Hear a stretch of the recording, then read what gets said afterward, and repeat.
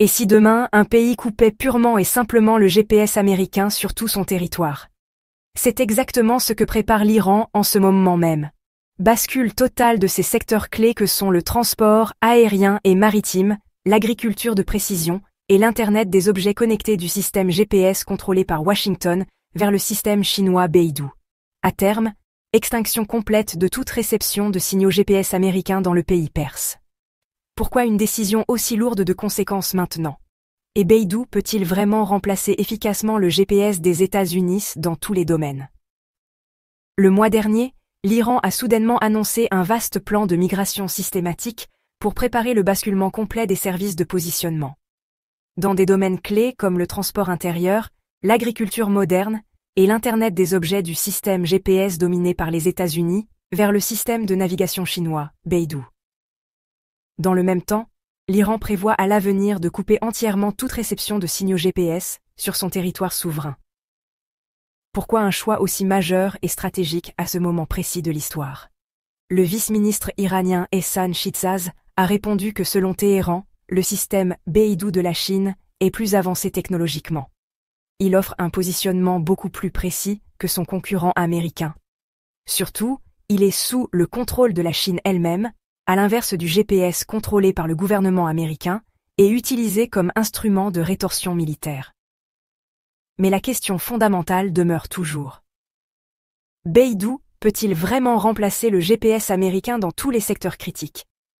Entrons maintenant dans le sujet pour comprendre les enjeux géopolitiques. Au cœur des années 70, en pleine rivalité américano-soviétique de la guerre froide, Washington lance ce qui deviendra probablement le plus grand programme de navigation de l'histoire moderne. Le Global Positioning System, ou GPS, pour les initiés. Son architecture technique prévue repose sur 24 satellites, disposés stratégiquement sur 3 orbites spatiales différentes. L'objectif est d'assurer une réception optimale de signal dans l'essentiel des régions habitées du monde. L'objectif initial ambitieux était de couvrir 98% de la surface du globe terrestre. Fournir à tout type d'utilisateurs civils ou militaires des services précis de positionnement, de mesure de vitesse instantanée et de synchronisation temporelle. Après des décennies d'évolution technologique et d'améliorations successives constantes, le GPS n'est plus un outil strictement militaire. Il a progressivement pénétré la sphère civile mondiale et s'est imposé comme un assistant invisible du monde moderne. Désormais des domaines entiers et critiques, comme l'ordonnancement ferroviaire complexe, le transport aérien et maritime international. En passant par la surveillance sismique en temps réel, les événements sportifs de masse, la recherche environnementale poussée, et même le système financier international s'appuient sur sa précision millimétrique et sa stabilité exceptionnelle. C'est exactement ce qui lui a permis de s'ancrer durablement dans notre quotidien technologique. Quand plus de la moitié de la planète s'appuie sur un seul et unique système de navigation, ce n'est plus simplement un outil pratique. C'est une ligne de vie stratégique, et elle est entièrement entre les mains expertes de Washington. Aujourd'hui, grâce à sa précision remarquable et sa stabilité légendaire, le GPS s'est constitué une immense base d'utilisateurs à l'échelle mondiale sans précédent. Selon les statistiques officielles les plus récentes, plus de 6 milliards d'appareils dans le monde dépendent entièrement du GPS américain. Ce système couvre aujourd'hui environ 85% du globe terrestre. On peut affirmer sans risque de se tromper que presque tous les pays utilisent désormais le GPS des États-Unis. Beaucoup y recourent même dans le domaine militaire le plus sensible. Cependant, précisément parce que le GPS est si puissant technologiquement et pénètre des secteurs clés comme le militaire, les transports critiques, la finance internationale et les communications stratégiques, la ligne de vie de nombreux pays se retrouve de facto entre les mains des États-Unis d'Amérique. Tout se passe normalement tant que l'usage reste dans les normes acceptées. Mais une fois la relation diplomatique réellement rompue avec Washington, les conséquences deviennent inimaginables. Les États-Unis sont pleinement capables techniquement d'affaiblir considérablement, voire de couper complètement le signal GPS, rendant aveugles les troupes adverses en un instant critique. Les missiles perdent leur cible de guidage précis. Les avions de combat ne peuvent plus se repérer efficacement sur leur route de vol. Les navires de guerre perdent leur navigation de précision. L'ensemble du système militaire sophistiqué peut être paralysé en peu de temps. En outre, les États-Unis peuvent utiliser le brouillage électronique pour perturber dangereusement les routes de l'aviation civile. Désorganiser complètement la logistique commerciale internationale et même provoquer des erreurs d'horodatage dans le système financier mondial, interférant directement avec le trading à haute fréquence des marchés boursiers. Pour un État moderne dépendant de la technologie, l'impact d'un tel choc géopolitique peut être absolument dévastateur. Ces impacts dramatiques ne relèvent absolument pas de l'imagination ou de la science-fiction. Les États-Unis ont bel et bien utilisé le GPS pour perturber la sécurité d'autres pays souverains. Pendant la guerre d'Irak, en 2003, afin d'empêcher l'ennemi ou les pays voisins d'exploiter le GPS à des fins militaires.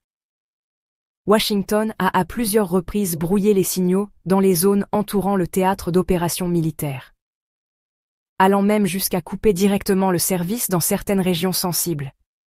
Résultat immédiat et dramatique, l'armée irakienne s'est retrouvée dans l'impossibilité totale de s'appuyer sur le positionnement GPS en combat.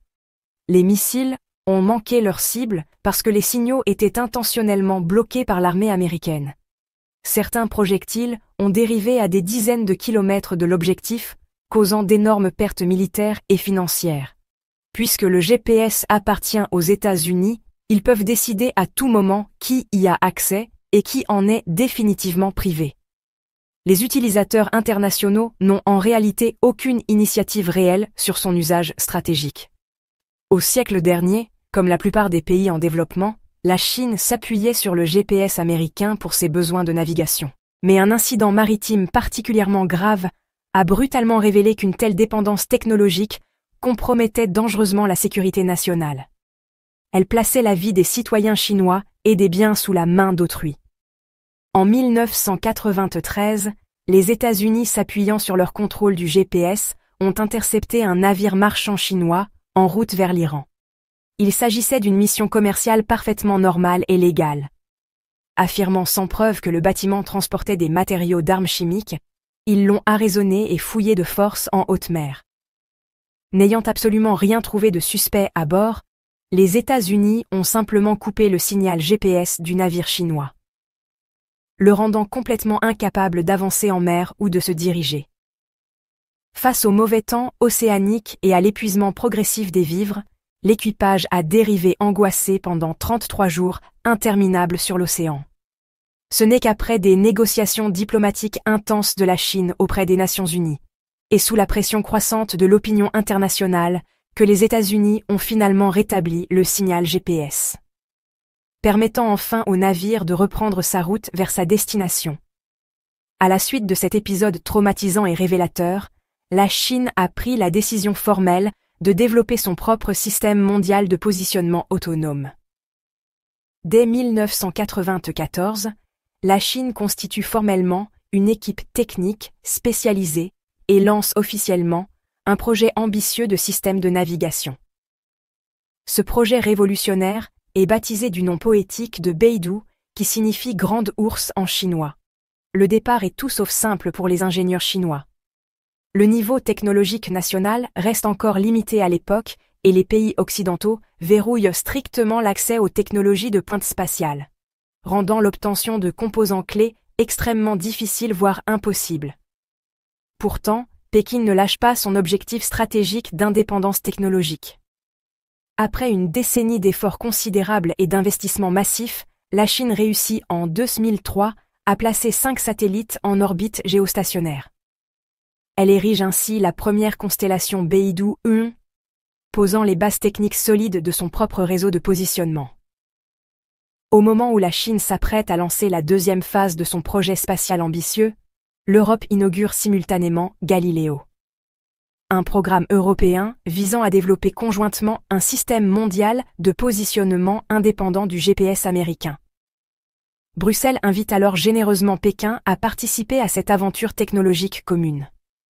La Chine, y voyant l'opportunité exceptionnelle de partager des technologies européennes avancées, investit plus de 270 millions d'euros. contre toute attente légitime, sous l'influence directe et la pression des États-Unis, l'Europe bloque néanmoins strictement l'accès de la Chine aux technologies clés du projet. Elle exclut Pékin des instances de décision afin d'empêcher la Chine d'obtenir tout savoir-faire de haut niveau. Parallèlement à sa participation au projet Galileo, la Chine ne renonce jamais à la recherche et développement indépendante de Beidou. À l'époque, la vision dominante aux États-Unis comme en Europe était parfaitement claire. Sans l'appui technique européen direct, il serait pratiquement impossible pour la Chine de développer seule un système de navigation capable de rivaliser avec le GPS. Or, après des années de persévérance technologique et de percées scientifiques majeures, la Chine lance en 2007 son premier satellite, Beidou 2. Plus étonnant encore pour les observateurs occidentaux, en à peine 5 années record, elle boucle l'assemblage des 14 satellites nécessaires. Elle bâtit ainsi un système de navigation couvrant efficacement toute la région Asie-Pacifique. Pendant ce temps révélateur, le programme Galileo européen progresse beaucoup plus lentement. Il est freiné par les divergences internes et les désaccords politiques entre pays membres. En juillet 2020, la Chine a lancé avec succès plus de 55 satellites Beidou dans l'espace. Elle a officiellement déployé des services de navigation globaux, tout en entrant pleinement dans les systèmes de normes. Ces normes concernent 11 organisations internationales majeures, dont l'aviation civile internationale, le maritime commercial et les communications mobiles mondiales. En juin de cette année, Israël et l'Iran se sont violemment affrontés pendant 12 jours consécutifs. Au cœur du conflit armé, l'armée iranienne a été confrontée à un problème critique et récurrent. Panne fréquente et inexpliquée du système de navigation GPS. De nombreux drones militaires se sont égarés dangereusement en vol. Des missiles balistiques ont dévié de leur trajectoire programmée et l'ensemble des capacités de réponse opérationnelles a été sévèrement affecté. La cause technique était évidente, la désactivation des signaux GPS par les États-Unis alliés d'Israël. Jusqu'ici, l'Iran estimait que tant qu'aucune guerre totale ne l'opposerait directement aux États-Unis et à Israël. Washington ne couperait pas arbitrairement les services GPS dans toute la région du Moyen-Orient. Mais les leçons répétées et douloureuses ont radicalement changé la donne géopolitique. S'appuyer sur des technologies occidentales, des équipements de communication et sur le GPS américain, c'est abandonner sa ligne de vie stratégique au camp adverse. Une menace fatale et permanente pour la sécurité nationale iranienne. De là découle naturellement la décision historique de Téhéran. Planifier un système de navigation et de communication totalement indépendant de l'Occident. Parmi les options technologiques disponibles sur le marché international, le système de navigation satellitaire chinois Beidou s'impose naturellement comme le meilleur choix stratégique pour l'Iran. Fort de cette base solide et globale, Pékin n'a aucune raison géopolitique et n'aura aucune facilité à restreindre ou couper les services Beidou à l'Iran. Mais la portée stratégique de Beidou dépasse largement le Moyen-Orient et ses enjeux régionaux. En Afrique, plus de 30 pays ont implanté des stations de surveillance Beidou, tissant un réseau étendu sur tout le continent africain. À ce jour, 137 pays et régions dans le monde sont connectés et utilisent le système de navigation Beidou chinois. Peut-être qu'à l'avenir proche, Beidou remplacera complètement le GPS comme système de navigation privilégié. Par un nombre croissant de pays soucieux de leur indépendance technologique et de leur souveraineté numérique face à l'hégémonie américaine.